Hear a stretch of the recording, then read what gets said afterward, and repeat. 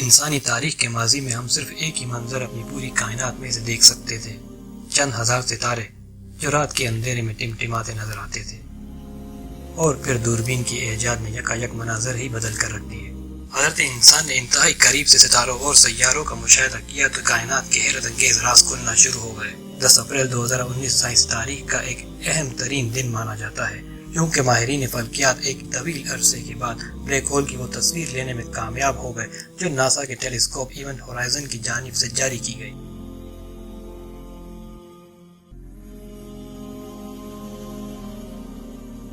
NASA کے سائنسدانوں کا یہ دعویٰ ہے کہ اب تک کے دریافت کیے جانے والے بلیک ہول میں سے یہ سب سے زیادہ بڑے حجم کا ہے اور ہم سے تقریباً 5 کروڑ 5 لاکھ لائٹ ایئرز کے فاصلے پر ہے۔ اگر اسے آسان لفظوں میں سمجھا جائے اور کائنات کی وسعت کا اندازہ لگایا جائے تو اگر ہم لائٹ کی اسپیڈ سے سفر کریں جو کہ 1 سیکنڈ میں زمین کے ساتھ چکر لگا سکتی ہے تو ہمیں اس بلیک ہول تک پہنچنے میں 5 کروڑ 5 لاکھ سال لگ جائیں گے۔ خواتین و حضرات، آپ کو بتاتے چلیں کہ اس صدی کے مشہور سائنٹسٹ اسٹیفن ہاکنگ کی بلیک ہول پر ریسرچ کو خوب سراہا گیا، لیکن آپ کو معلوم ہے یہ بلیک ہول آخر کار ہیں کیا؟ سائنس کی دنیا میں کبھی تو اسے دوسری دنیا میں جانے کا راستہ کہا جاتا ہے اور کبھی موت کا گڑھا کہا جاتا ہے۔ کیا بلیک ہول حقیقت میں سیاہ ہوتے ہیں یا پھر اس سیاہ پردے کے پیچھے رازوں کی ایک دنیا آباد ہے؟ ہم آگے اپنی ویڈیو میں یہ بتائیں گے کہ قرآن کریم میں اس حوالے سے کیا فرمایا گیا ہے۔ دوستو، جیسا کہ آپ کو معلوم ہے کہ معراج شریف کا واقعہ ہمارے ایمان کا حصہ ہے اور غیر مسلم سائنسدان بھی اس بات کو مانتے ہیں کہ بلیک ہول سے سفر کرتے ہوئے آپ دوسری کائنات میں نکل سکتے ہیں، اور اگر آپ کے پاس کوئی سپر پاورز ہوں تو آپ کی واپسی بھی اس کائنات میں ممکن ہے۔ دوستو، تمام تر ڈیٹیل ریسرچ اور معلومات آپ تک پہنچائیں گے۔ بہائنڈ ہورائزن کے سبسکرائبر ضرور بنیے۔ دنیا بھر کے سائنسدان اس بات پر اتفاق کرتے ہیں کہ بلیک ہول پر جو ریسرچ اسٹیفن ہاکنگ نے کی وہ حقیقت کے قریب ترین ہے۔ عام طور پر یہ گمان کیا جاتا ہے کہ بلیک ہول کے اندر بس اندھیرا ہی اندھیرا ہے، اور کیونکہ یہ شریر کشش ثقل رکھتا ہے اس لیے ہر چیز کو اپنے اندر سمو لیتا ہے، جس کی وجہ سے سائنسدانوں کی اکثریت اسے موت کے گڑھے سے تشبیہ دیتی ہے۔ لیکن اسٹیفن ہاکنگ کا یہ خیال تھا کہ جب ہم بلیک ہول کے اندر جھانک ہی نہیں سکتے، ہمیں معلوم ہی نہیں کہ اس کے اندر ہے کیا، تو پھر کیسے کہا جا سکتا ہے کہ بلیک ہول دراصل موت کے گڑھے ہیں؟ بلکہ ہم یہ بھی تصور کر سکتے ہیں کہ بلیک ہول دوسری کائنات میں جانے کے راستے ہیں۔ اپنی ریسرچ میں کہتے ہیں کہ بلیک ہول کو دوسری کائنات میں داخلے کا دروازہ بھی کہا جا سکتا ہے۔ اگر آپ بلیک ہول میں داخل ہو گئے ہیں تو گھبرائیں نہیں، آپ دوسری کائنات میں جانے کے لیے تیار ہیں۔ تاہم آپ کے لیے ناممکن ہوگا کہ آپ واپس اس کائنات میں آ جائیں، کیونکہ بلیک ہول میں کشش ثقل اتنی زیادہ ہوتی ہے، اس میں کھینچنے کی اس قدر طاقت ہوتی ہے کہ وہ پورے کے پورے ستارے نکل جاتا ہے۔ ہاں، سائنسدان کا یہ ماننا ہے کہ بلیک ہول سے واپس آنے کے لیے آپ کو بے پناہ قوت اور طاقت درکار ہوگی جو اس کشش ثقل کو دفاع کر سکے۔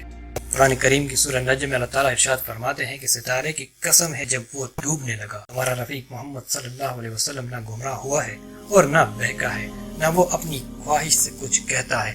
یہ تو وہی ہے جو اس پر آتی ہے جو بڑے طاقتور نے اسے سکھایا ہے، جو بڑا زور آور ہے۔ بس وہ قائم ہوا اپنی اصلی صورت میں، اور وہ آسمان کے اونچے کنارے پر تھا، پھر وہ نزدیک ہوا اور بھی قریب ہوا، پھر فاصلہ 2 کمان کے برابر تھا یا اس سے بھی کم۔ پھر اس نے اللہ کے بندے کے دل میں القا کیا، جو کچھ القا کیا دل نے جھوٹ نہیں کہا تھا جو دیکھا تھا، پھر جو کچھ اس نے دیکھا تم اس میں جگڑتے ہو، اور اس نے اس کو ایک بار اور بھی دیکھا سدرۃ المنتہا کے پاس، جس کے پاس جنت الماوا ہے، جبکہ اس سدرہ پر نور ہی نور چھا رہا تھا، نہ تو اس کی نظر بہکی اور نہ اپنی حد سے بڑی، بے شک اس نے اپنے پروردگار کی بڑی بڑی نشانیاں دیکھی۔ دوستوں، ہم سمجھنے کی کوشش کرتے ہیں کہ ان بلیک ہول کا معراج شریف کے واقعے سے کیا تعلق ہے۔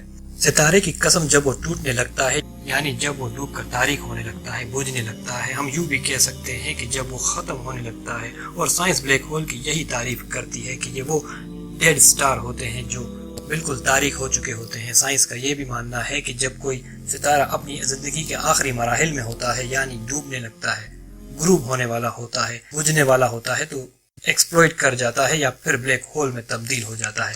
کوئی بھی ستارہ بلیک ہول اس وقت بنتا ہے جب اس کے تمام مادے کو چھوٹی جگہ میں قید کر دیا جائے۔ بلیک ہول تھوڑی جگہ میں انتہائی زیادہ مواد رکھنے کی وجہ سے اس کی کشش اتنی زیادہ ہو جاتی ہے کہ روشنی جو اب تک کی تحقیقات کے اعتبار سے اس کائنات کی سب سے تیز ترین چیز ہے، وہ بھی اس سے فرار نہیں ہو سکتی بلکہ اس کے اندر کہیں کھو جاتی ہے۔ ہم سب یہ بات اچھے سے جانتے ہیں کہ کوئی بھی مناظر یا کوئی تصویر ہم تب ہی دیکھ پاتے ہیں جب उस चीज से रोशनी टकरा कर पलट कर वापस हमारी तरफ आती है। यही वजह है कि ब्लैक होल को इंसानी आंख से नहीं देखा जा सकता। साइंसदान इस बात को तस्लीम करने पर मजबूर हैं कि नबी करीम सल्लल्लाहु अलैहि वसल्लम ने मेराज के वाक़ये की जो निशानियां बयान फरमाई वो बिल्कुल दुरुस्त हैं।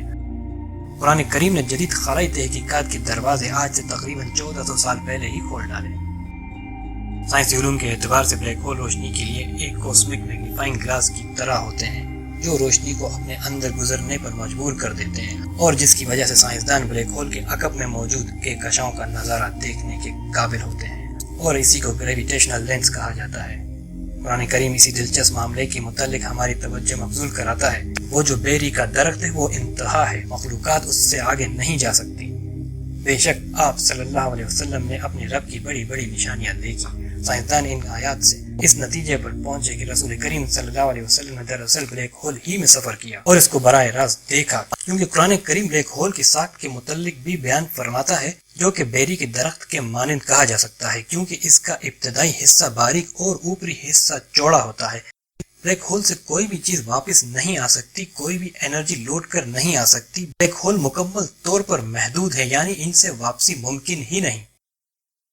अगर इन तहकीकदानों की तहकीक को मद्देनजर रखा जाए तो ये बात भी तस्वुर की जा सकती है कि ब्लैक होल दूसरी कायनात तक पहुंचने का जरिया भी हो सकती हैं। तो दोस्तों, अल्लाह ताला से ज्यादा बड़ी कुव्वत और ताकत और सुपर पावर कौन सी हो सकती है जो रसूल करीम सल्लल्लाहु अलैहि वसल्लम को सफर मेराज पर इसी रास्ते से लेकर जाए और फिर वापस इसी रास्ते से हमारी इस कायनात में लेकर आए। माहिरीन फल्कियात कुरान करीम के इस नुक्ते पर मुत्तफिक हैं, जहाँ कुरान करीम खला के जिस पुरअसरार हिस्से की वजाहत करता है उसको हम ब्लैक होल कहते हैं। साइंस चूंकि इस हद तक आगे नहीं बढ़ पाई, इसलिए इसको फिल वक्त साबित करना मुश्किल है।